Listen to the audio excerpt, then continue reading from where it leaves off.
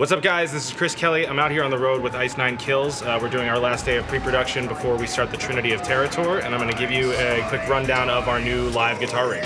So the first thing in the chain is the X3, and we're running the 4-cable method with this, which I will explain in a minute. So the signal from the wireless hits this first, and then goes up into the Voodoo Lab GCX switcher here, which is being horribly underutilized. I'm literally just using it for the buffered feed through here so that I don't have to run a longer cable through the back of the rack. And then that feeds the input of the JP2C, which is the main tone. I'm not using any of the modeling in the X. This is only for front end and then, any kind of time-based effects.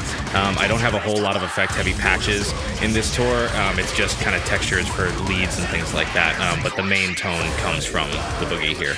All right, so now that we've got everything flipped around, I can do a bit more of an in-depth kind of look at the signal flow here. So the wireless signal hits the Digitech drop first, which then feeds the input of the X. So this is the 4-cable method that I was talking about. So cables 1 and 2 are what handle the front end of everything, and so the second cable here is what goes up into the GCX, like I showed you on the front, and then cables 3 and 4 are what feed the amps effects loop for all the time-based stuff.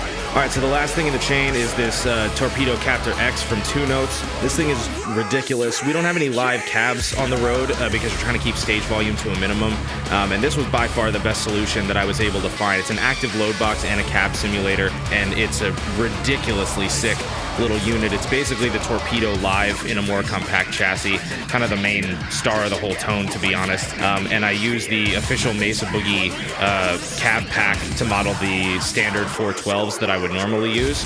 And hopefully in the next couple of days we'll be able to get some footage from sound check or maybe even a show so that you guys can really hear this stuff in action.